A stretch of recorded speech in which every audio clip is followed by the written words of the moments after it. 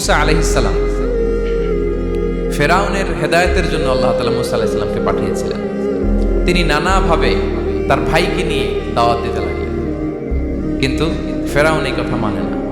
ফেরাউন বলে, তুমি যে নবী, প্রমাণ কি? মুসা আলাইহিস সালাম বলেন, দেখো এই যে আমার হাতে লাঠি। উনি এমন নবী ছিলেন, উনি লাঠি মাটিতে রেখে দিলে ওটা মুহূর্তে সাপ হয়ে যেত। তো মাটিতে তিনি লাঠি রাখলেন, এটা মুহূর্তে সাপ হয়ে গেল, যে এই যে আমি নবী। মানে না, বললেন আরো কিছু দেখো। তো মুসা আলাইহিস সালাম বগলের এখান থেকে হাত উঁচু করলে নূরের ঝলকানি হাতের মধ্যে দেখা দিত। মানে নূরের ঝলকানি দেখালেন, এরপরও মানে না। এরকম একটার পর একটা আল্লাহ নবী মুসা আলাইহিস সালাম মুজিজা দেখাতে লাগলেন, কিন্তু ফেরাউন মানে না। শুধু মানে না এতটুকুই না, সবশেষে আল্লাহ নবী মুসা আলাইহিস সালামকে অ্যাসাসিনেশন, হত্যার পরিকল্পনা করলো তারা, যে বনি ইসরাইল, মুসা এবং মুসার অনুসারী যারা আছে দুনিয়া থেকে সরাই দিতে হবে। ধরো মুসারে, ধরো মুসার অনুসারীদেরও ধরো। ধাওয়া পাল্টা ধাওয়া শুরু হলো। আল্লাহ নবী মুসা আলাইহিস সালাম বনি ইসরাইলকে নিয়ে বাঁচার জন্য ছুটলেন। ছুটতে ছুটতে সামনে লোহিত সাগর। দেখেন, একে তো আল্লাহর বিধান মানে নাই, এরপরে একটার পর একটা মুজিজা আসলো, সেটাও মানে নাই। এখন নবীরে হত্যার জন্য ছুটছে। কি মনে হয় সীমালঙ্ঘন হয়েছে? একটু হয়েছে না অনেক?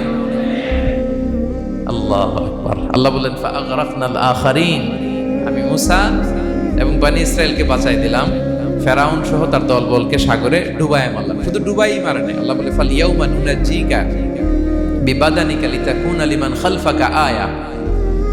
ফেরাউনকে লোহিত সাগরে তো ডুবিয়েছেই। আল্লাহ বলেন, ফেরাউন, তোর অনুসারী যারা পৃথিবীতে থাকবে, তোর চালাচামুন্ডা যারা থাকবে, তোর খালাতো ভাই, চাচাতো ভাই যারা দুনিয়াতে বেঁচে থাকবে, তাদের জন্য তোর লাশটারে আমি শুটকি বানিয়ে রাখলাম।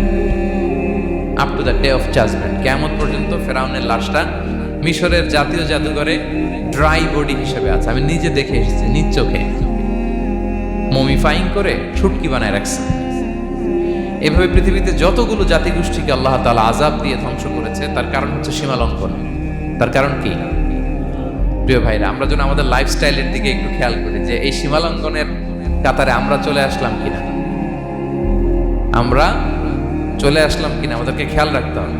আল্লাহ তাআলা সীমালঙ্ঘনকারীকে পছন্দ করেন না। ইন্নাল্লাহা লা ইউহিব্বুল মু'তাদিন, তিনি সীমালঙ্ঘনকারীদেরকে পছন্দ করেন না।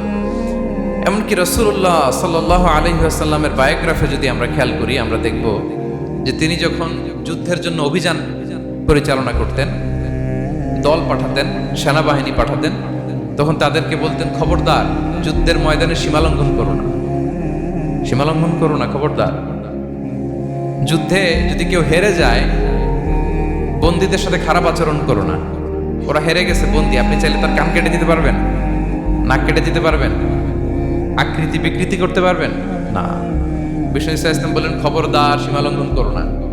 যেখানে যুদ্ধে গিয়েছো, ওই এলাকার শিশুদেরকে মেরো না, ওই এলাকার নারীদেরকে মেরো না, ওই এলাকার পাদ্রীদের গায়ে হাত তোলো না। সন্ন্যাসীতে যারা ইবাদত করে, ওদের তো দোষ নাই, সিভিলিয়ান নাগরিক, তাদের গায়ে হাত তোলো না, খবরদার। গবাদি পশুর গায়ে হাত তুলবে না, এগ্রিকালচারাল প্রোডাক্ট জ্বালিয়ে দিও না। সুবহানাল্লাহি বিহামদিহি, কি রহমতের নবী ছিলেন। সীমা লঙ্ঘন যেন না করে বিষ্ণু ইসলাম অভিযান প্রেরণের আগে তিনি স্পষ্ট বলে দিতেন, খবরদার, কেউ সীমা লঙ্ঘন করলো না।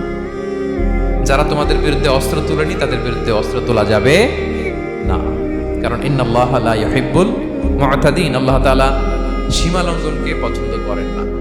প্রিয় ভাইরা, তাহলে যে 7 শ্রেণীর ব্যক্তিকে আল্লাহ তাআলা পছন্দ করেন না, তার প্রথমটা আমরা জেনে গেলাম। তারা কারা? সীমা লঙ্ঘনকারী। আমি কিন্তু প্রায় এরকম জিজ্ঞেস করবো এবং সবশেষে আপনাদেরকে নিয়ে রিভাইজ করবো। তাহলে 1 নম্বরে আমরা পেলাম তারা কারা?